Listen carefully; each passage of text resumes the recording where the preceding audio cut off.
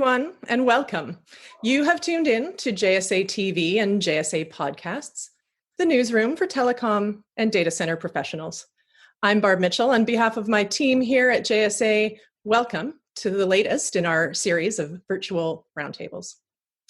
So our first 100 registrants for today's roundtable will have received a fresh lunch delivered to your door. I know our panelists have been enjoying their lunches as we've been preparing this morning or this afternoon. And some of you will have received a gift card to order your own meals. So while you are all beginning to enjoy your meals, let's get things underway.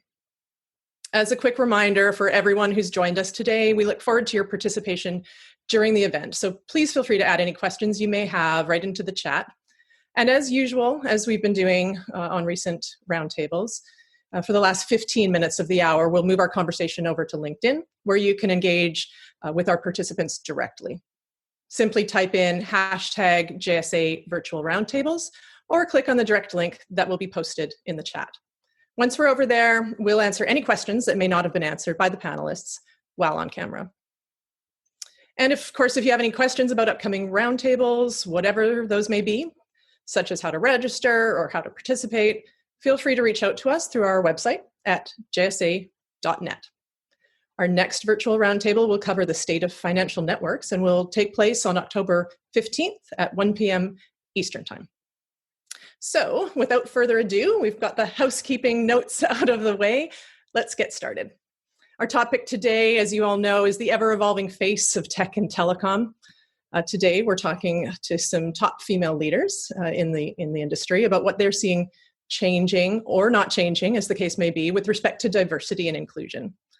We will look at the organizations that these executives are leading and talk about what areas they have seen evolving and why.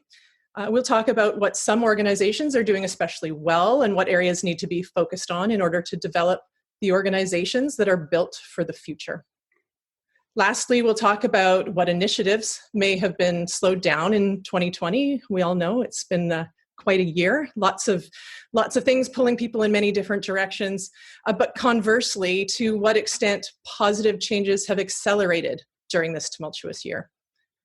So here to discuss all of this today, it is my pleasure to introduce you to our exceptional executive lineup. Joining us today, we have Mary Morgan, Vice President of Marketing for Stream Data Centers, Rachel Cunningham, Senior Manager, Sales, Engineering, and Support for DQE, and Corey Cohen, VP Marketing for Telecom Brokerage Inc. Thanks so much for joining us today. Really looking forward to this discussion.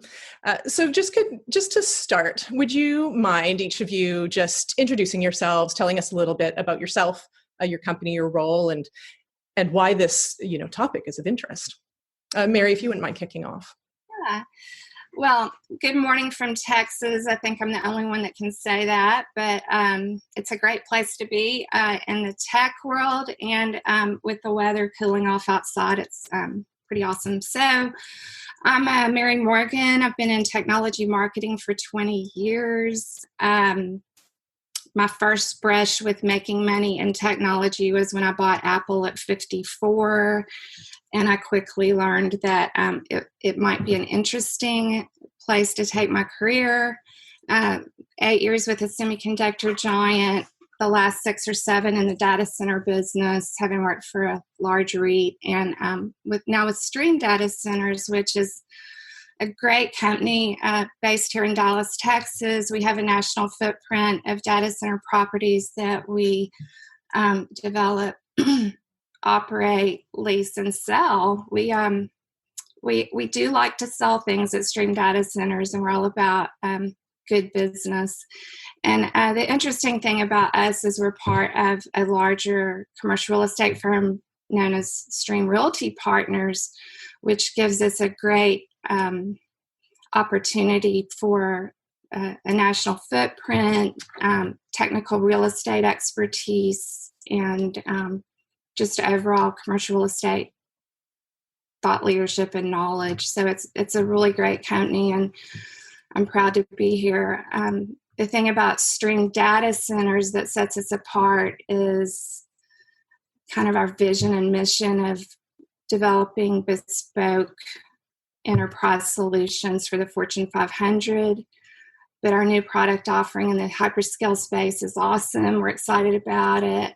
We've got some exciting things going on in major markets, and the hyperscale products are really compelling opportunity for us. With that said, I manage marketing and communications, and this is a topic that's near and dear to my heart because I've had to figure it out.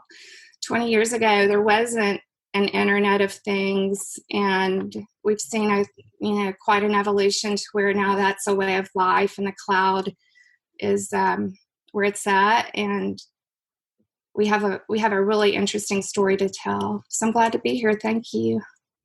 Thank you so much, Mary. Yeah. And Mary is a veteran, I think, to this sort of annual topic that we do with JSA. So welcome back. Rachel, would you mind going next? Sure. Hi, everyone. Thank you for joining today. My name is Rachel Cunningham. I work for DQE Communications. We're located in Pittsburgh, Pennsylvania.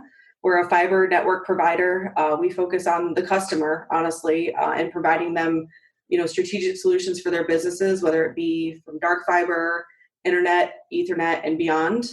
DQE has really, the past 20 plus years, maintained our focus on the client and providing that service with integrity, understanding that we have all different types of clients that we serve, and really providing that reliable service and providing excellent customer care to those clients that they've come to expect.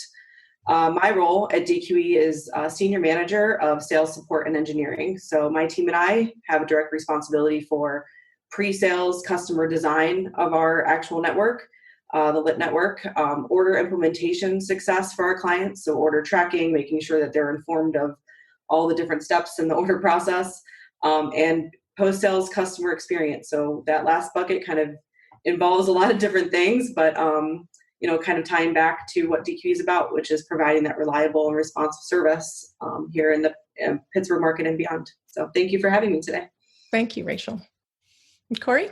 Yes. Hi there. My name is Corey Cohen. I'm Vice President of Marketing at TBI. So thanks once again for tuning in. TBI is the largest privately held master agent. We are a third-party technology services distributor, and we work with selling partners.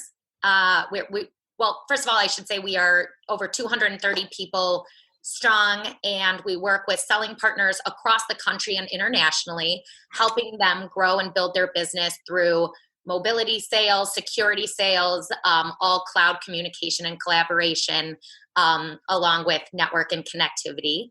And I'm delighted to be here today and talk about this important topic and what TBI is doing for our part in promoting diversity and inclusion, but also helping to establish an equal environment for all to thrive.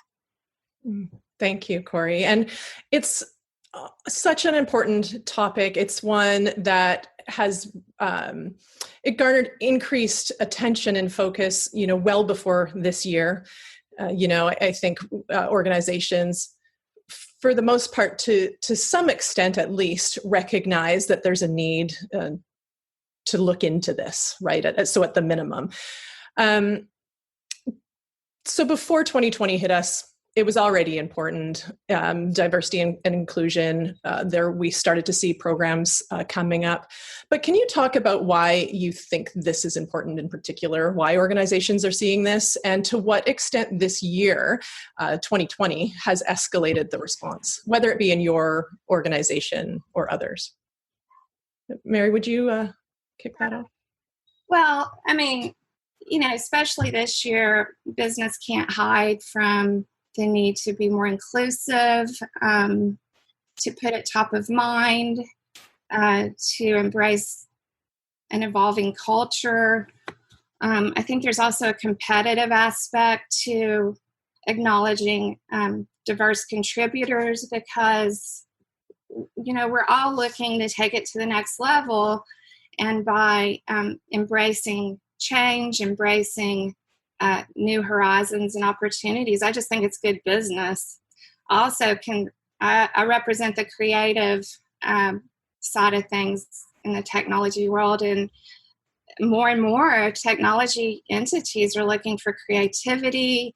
They need to be scrappy, and they're just going to have to learn to do things differently. And that's why it just makes good sense. But, just like in generations past where, women won the right to vote, or racial issues became more complex and then more open and inclusive. We're just taking it to the next level. And I think technology businesses are learning to recognize what we have to offer. So there is a social implication. There is the cultural implication, but I think more and more people just see this as good business. Our organization is responding directly. In 1999, Stream Data Centers was acknowledged by Capacity Media for being the leading data center provider in gender diversity. And we were real proud of that. During a period of hypergrowth, we were able to hire a large percentage of women to take on very significant jobs. We're very customer focused, and we are very, very much creating a white glove customer-centric experience for our data center customers, and bringing women in to not only execute on that vision and that our products, but bringing women in to help manage the company is very important. And at a larger level, Stream Realty Partners has been very proactive. We've acknowledged 3 new diverse groups at the management level. We include contributors from all over the company at all levels of management and to address things like environmental and governance issues, women's issues, and racial balance. So I like that the fact that our organization, close to 1,000 people nationwide, is able to take this on in a unified manner to talk about how it's good for everyone. And I think the other thing that leadership here at Stream has done so well is acknowledge that we can all do better. We can all do better. We can all empower each other to move the needle, be successful, and win as a team. So at the risk of singing Kumbaya with my fellow streamers right now, I will hand it off to Corey as on hers. But I just think it's good business sense. It's a cultural imperative, and there's so many reasons to do this better. Women almost feel like we have to have specific objectives in mind but we'll talk about that later. And I know you're right, Mary. There's so many proof points to show why it's important, not just because it's the right thing to do, but because it's better for business. Exactly. I was talking with Rachel about this beforehand, because I'm going to specify and say, I was a little nervous to do this panel because I'm not talking about technology, which I normally am. I'm talking about diversity and inclusion, which I am not an authority on. However, then I started thinking well, this is a human issue, right? And this is actually the forefront of the conversation. Right now, this isn't, like you said, Barb, a new conversation. This has been going on for years, highlighted, Rodney King in the early 90s. I mean, this isn't a new conversation, but we happen to be in the age of a pandemic where we're forced to take a step back and kind of take inventory of our lives and of our workplaces. And so then I thought to myself, why do I have to be nervous? I am an executive. I, am in charge of hiring. I'm not the HR manager, but I certainly have a say. And frankly, I can only speak to my, experience as a white woman, which we all are on this panel, not very diverse in and of itself. But I will say I wrote down some stats because I think it's important to highlight, right? I mean, we're talking not just about gender, but also diversity. And from a gender perspective, right? Women make up 47% of the labor force, so it's almost half, but only a third were managers in 2019, and they were mostly white women. In fact, women of color had drastically less showing, like Latinas, 4.3%, Black women, 4%, Asian American women, 2.5%. I mean, we can do better just from a holistic standpoint. So, and then I'm going to pass it off to Rachel, but I do want to say that, TBI is doing its part. We're a very diverse organization across the board from all levels, entry level all the way through management. And people value work culture. Employees, it's been studied that employees value fairness across the board, not just for themselves, but for the entire organization. They rate that as one of the reasons why they go to work at a company. So from a TBI perspective, what we're doing, we have LGBTQIA sponsorship, promotion, awareness. We encourage our employees to share with us organizations they're involved with for us to support. We have weekly all-company meetings where we interview people in the organization that we might not know, and they come on and they tell their background and their story. We have executive, I'm going to call them memos, but they're basically just restating our core beliefs as a company and why we do the things we do. And we've started a diversity and inclusion committee.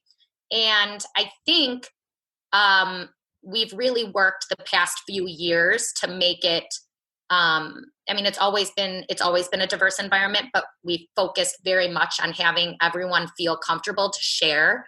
And so I think that is one of the reasons why we were voted best places to work in the Cranes and Chicago Tribune. And that's why I'm a proud TBI family member. Yeah. Thank you. It's so great to hear the examples of how your organizations are contributing to this effort. Yeah. Thank you, Rachel. Sure. So it's funny that Mary and Corey mentioned a couple of things that I think kind of tie back to what I wanted to say. As Barbie mentioned, this is not, obviously it's come to the front in 2020, but this has been a topic that's been of importance to my organization for happily a couple years now, at least. So 2 years ago, our organization created a D&I council, diversity and inclusion council as well. I was glad to be one of the 18 employees on that council that range from, new employees to tenured employees, folks in all different departments, all different kind of, tenures in their careers as well. We really focused in on, to Corey's point, Mary's point, culture, talent engagement, and community involvement. What I thought was, what I wanted to bring up here is something that Mary said regarding company culture and how do we, it's a good business decision to tie together what about the company culture we can tie to these types of things. So DQE has a very strong passion for volunteerism in the community, and we always have big kind of contributors to United Way and some other things. What I thought was interesting, what the D&I Council did was tie that element to our D&I Council. So we were involving in doing volunteer-based events for minority-owned businesses, doing volunteer-based events for LGBTQIA groups in the community as well, participating in the Pride Parade as a volunteer effort and things like that. So, just in the past year, we volunteered over 3,500 hours of our employees in the region, and really focusing in the past year or two on equity in our communities and some of those groups. So, as far as, since March and kind of having to change it up, obviously we've had to think about ways that we can still continue that type of behavior. But, not necessarily being able to do it in person anymore, right? Not being able to go out and do things at food banks in person and things like that, especially when all this first started. So a couple ways that DQE has really pivoted there has been participation in a blog celebrating women in tech as a part of International Women's Day. And I'm happy to send that out after this. It really shined a light on some of our leaders at DQE and what we're specifically doing. Also, participation in these types of panels for our leadership team and being open to participating in those things because, they're now virtual. So just wanted to highlight those things. I just think it was interesting, kind of tying back the company culture to, what means the company and D&I. So. Yeah. I love that all your organizations have initiatives in place already and a focus against this. And I think the conversation then becomes, is it enough? Is it enough? Are you doing, your organizations are doing a lot. Are other organizations doing enough? Is there more that needs to be done in the industry as a whole? So I was just going to talk for a second about, so last year, Melinda Gates announced that she would be contributing $1 billion towards creating opportunities for women in the tech sector through her organization, Pivotal Ventures, in cooperation with the Reboot Recognition Tech Coalition, which is, some of the top organizations within the tech industry. Gates and fellow leaders and influencers have been working to shed light on the need to close the gender and diversity gap in our industry. In addition to surveying companies about their existing strategies, researchers spoke with more than 100 leaders in the field to determine what strategies were proving effective. So people, just like you, right, talking about what are you doing that's working, but also, what are some ways that you think that we can make a difference? The resulting research, which was called the Reboot Representation, I highly recommend it. It's quite a long read, but it's full of information, recommendations, case studies, etc. It provides advice on how to pick and set a strategy that's in line with a company's business objectives, and also a self-assessment to figure out if what you're already doing is working. So I just wanted to start, and the panelists will respond to this. A lot of the folks from the coalition have provided quotes. I'm going to start with a quote from Melinda Gates, who's, of course, the inspiration for it all. So I'll read the quote and then I'll let the panelists respond. As the tech industry continues to expand beyond Silicon Valley to other areas across the country, we have the opportunity to reimagine what the sector could look like.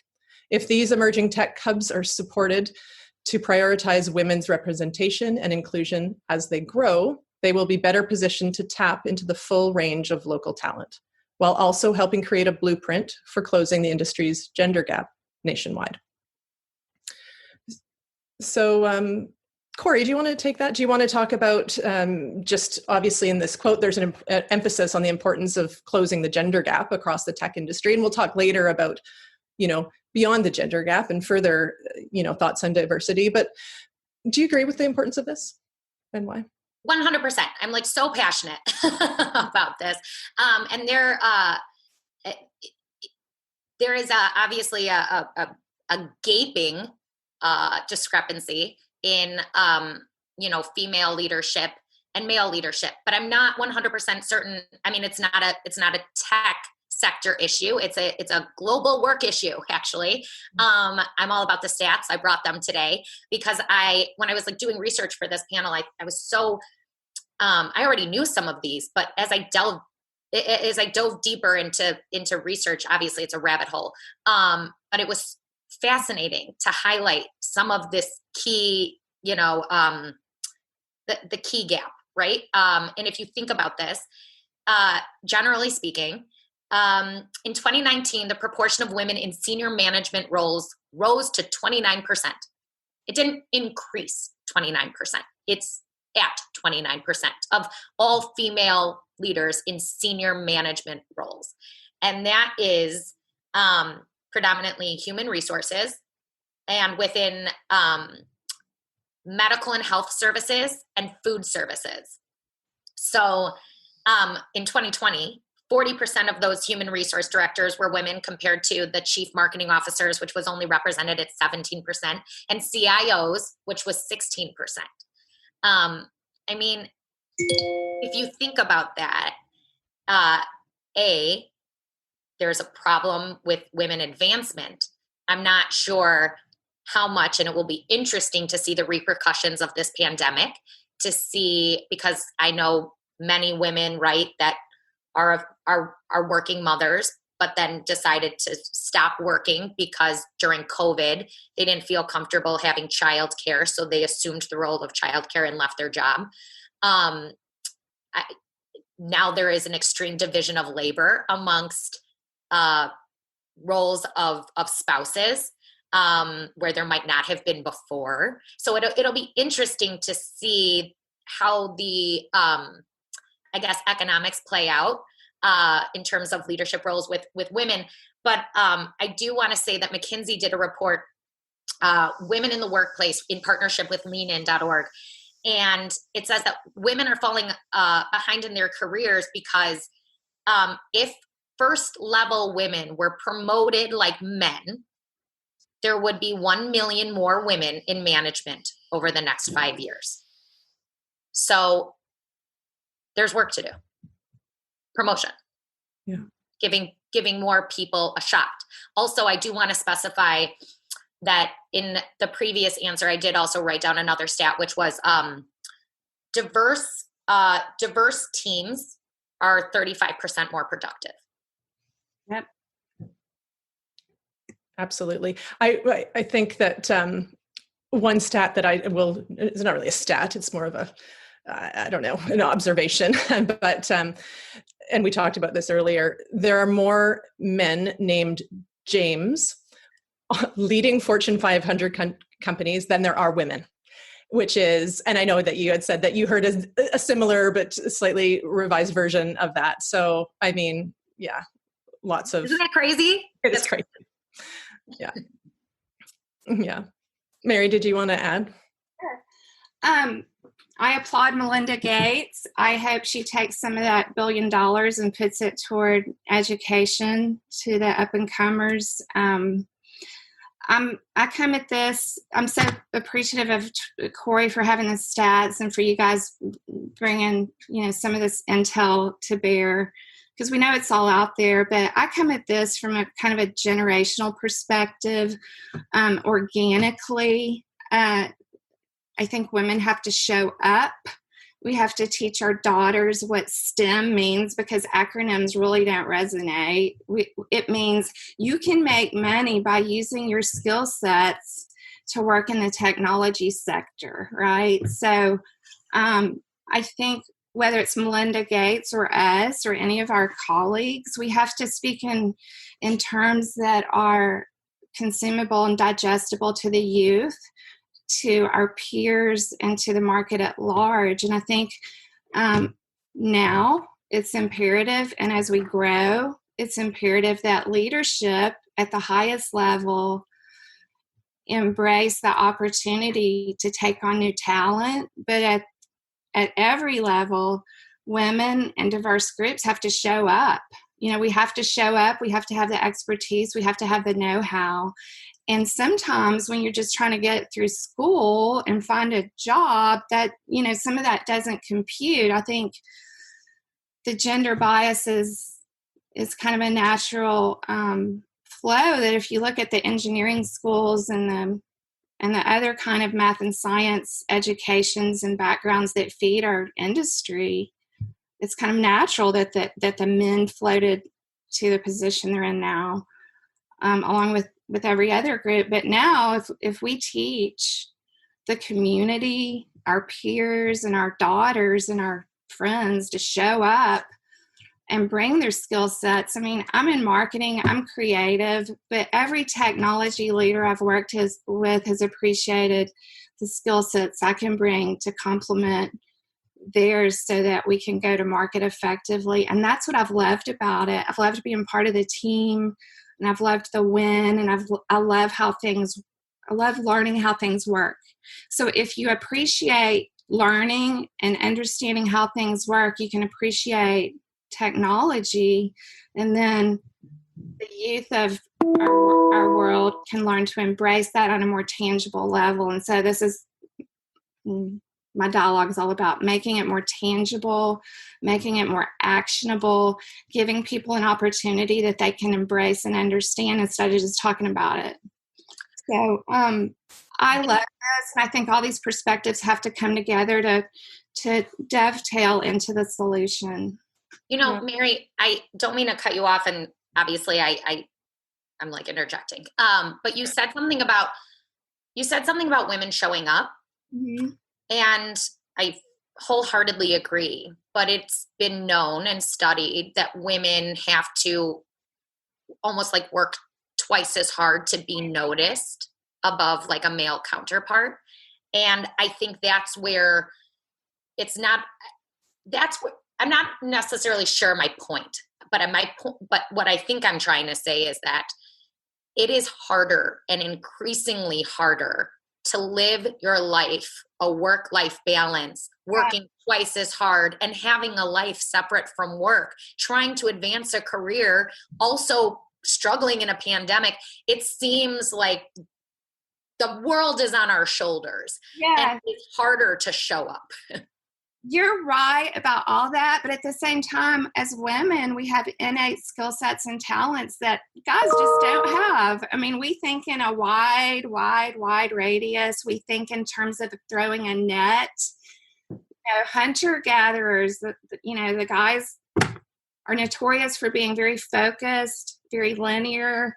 And I don't mean to like cast blanket aspersions on the opposite sex or anything like that, but like we think big. Women think big, and I've worked with babies under my desk. I've worked at home. I've worked at night 24/7 to get this done because I did have to try harder. Right. And I often felt like I was winning because I had to work at it and learn more and show up harder, like you're saying, to get there. But then once I got there, the teamwork was great. It's being on a dream team. All the things they say about teamwork makes it work and all that. It can happen. And it's harder for us to show up. And if guys in the world and the leadership can appreciate that of us, we'll continue to show up even better. We can polish our style. We can write our stories the way we want them to be told. And as women, I think we do have the power to show up like we need to. And I think the needle is moving on opportunity, and it's very exciting. But you're right, Corey. It's true. Yeah. Rachel, did you want to add to that? I just wanted to add kind of something I think is just another layer of this conversation that I think should be pointed out. So, part of the Melinda Gates quote that is very important is about, hiring talent, right? Hiring, the recruitment process.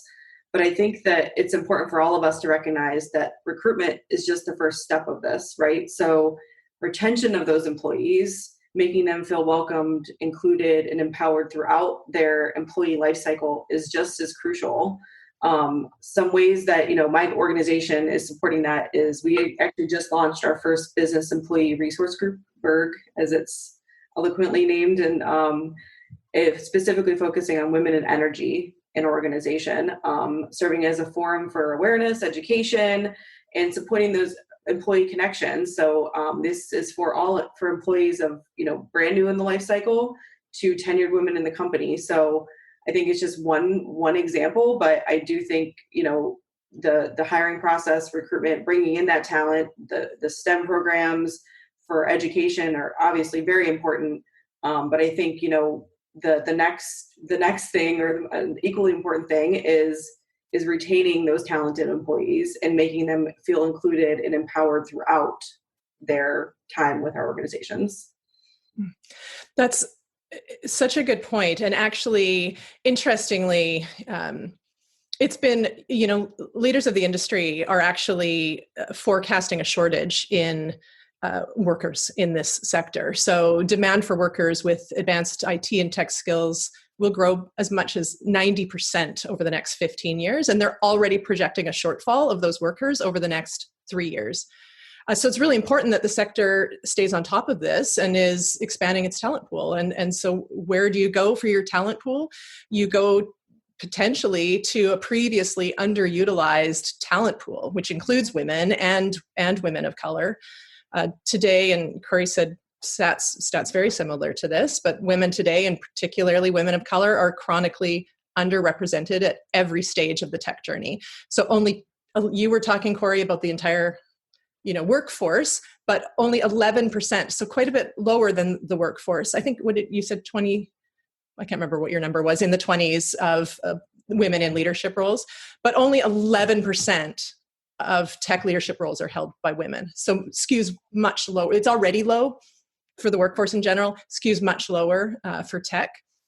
And so, one of the things that when I started talking about the Reboot Coalition, right? One of the things that they were looking at is the different points of entry for women. And so it's things from school. Mary, you mentioned school age programs, but beyond that, so early STEM education early on, but then throughout, beyond into university, and then, opportunities once you've begun your career. So last year, one point I just wanted to make was that the top 32 tech companies spent over $500 million on philanthropic giving, but only 5% of that went to programs aimed at correcting tech's gender imbalance. And most of those went into school age programs, actually. And less than 0.1% of that actually went to support women of color. So over the past decade, the ratio of Black, Latina, and Native American women receiving degrees in the tech space has dropped a third. It was never high. It was 6%. It dropped to 4%. So it's actually getting lower instead of better. So just, I like my quotes, so I'll throw another couple quotes at you guys, and that'll lead us into the next question. But, the idea of these quotes is, the extent to which having a more diverse workforce actually benefits the bottom line of the organization and helps a better input for your organization, for innovation, and for society in general. So two quotes. The first is, innovation is born from a diversity of ideas, perspectives, and experiences. So Greg Clark, former CEO of Norton LifeLock, said that. Sarah Link, Director of Societal Impact for Verizon, said, diversity in all its forms is critical to the future of technology and innovation. The fresh ideas and perspectives we need to address the world's biggest challenges come only when the technology industry reflects the society that it serves. Reflects the society that it serves. I think that's a great quote. So I just want to throw it back to you guys. In what ways are you seeing diversity and inclusion evolving across the industry?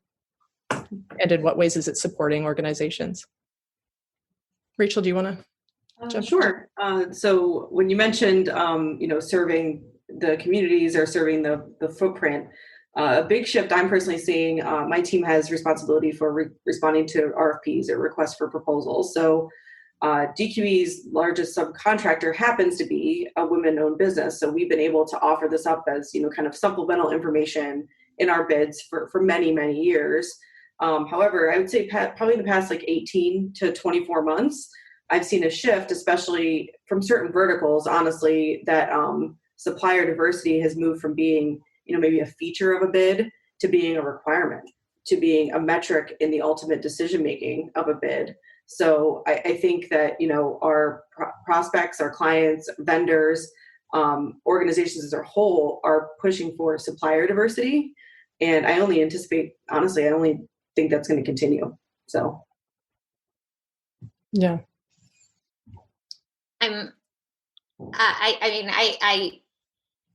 I agree with you in that, yes, I'm sure there's tons of RFPs coming down the pike saying, they want minority and women-owned business, whether they hire them or not, right? It might just be like a check mark on the RFP. To answer your question, in what ways am I seeing diversity and inclusion evolve across the industry? I'm not 100% sure I am.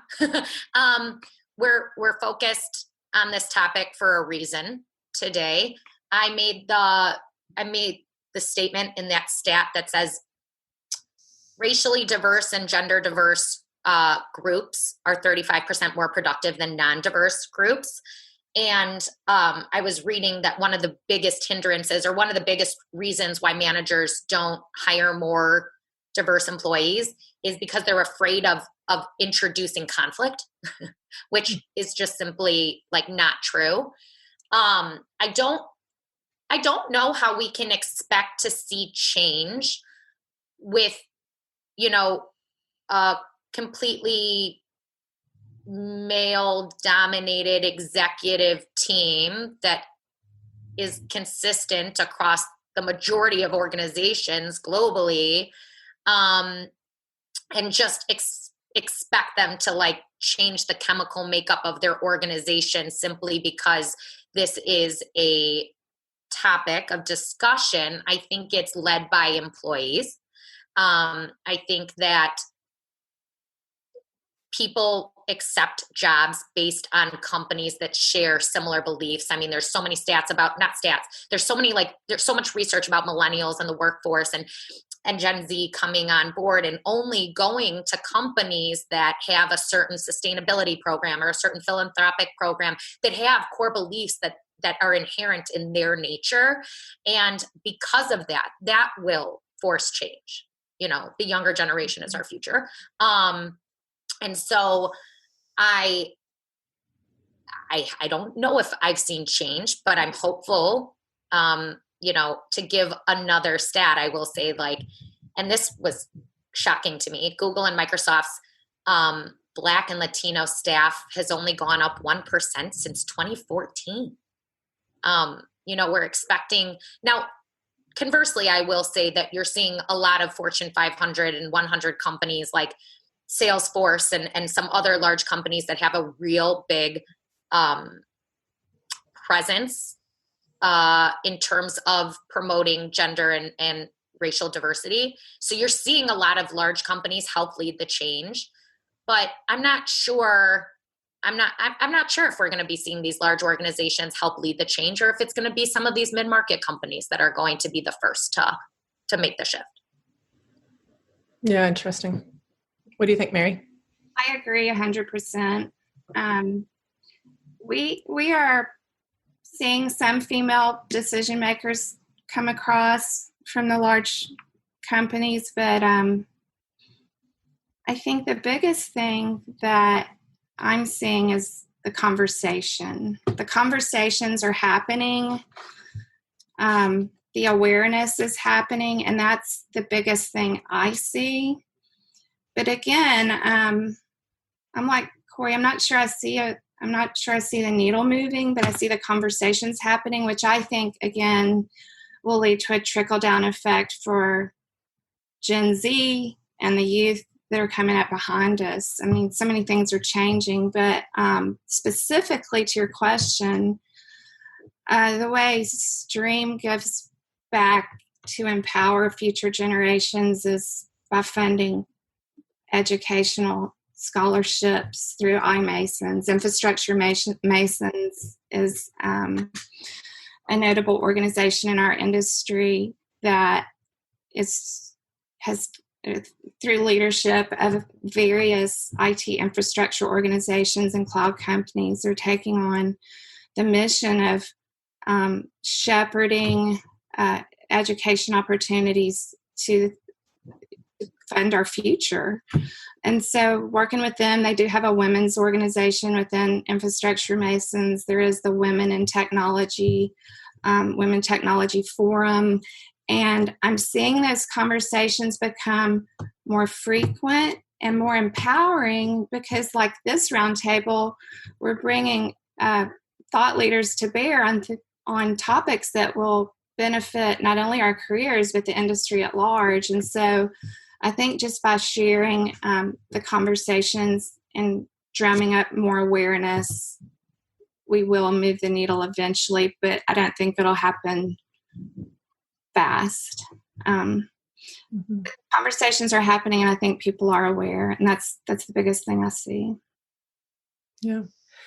Well, this is such an important conversation, and there's so much more for us to talk about. We're out of time, unless anyone has any burning thoughts that you want to share, any of the panelists. But thank you to the panelists for participating today, and thank you everyone for tuning in. Just a quick reminder that our speakers are staying on for the remainder of this hour to answer any of your questions via LinkedIn. So you can go to LinkedIn, search for hashtag JSA Virtual Roundtables, or there's actually a direct link in the chat box here. So you can go there to continue the Q&A. And of course, viewers, if you are one of our lucky first 100 registrants, we hope you enjoyed your lunch. Go ahead and visit us at jsa.net to register for our next JSA virtual roundtable. The next one will be taking place on October 15th, where leaders in our industry will talk about the state of financial networks. So that's a wrap. Thank you, everyone. And go ahead and look for the playback of today's roundtable coming soon to JSA TV and JSA podcasts on YouTube, iTunes, iHeart, Spotify, and more. In the meantime, see you on LinkedIn. Happy networking. Bye. Have a good day.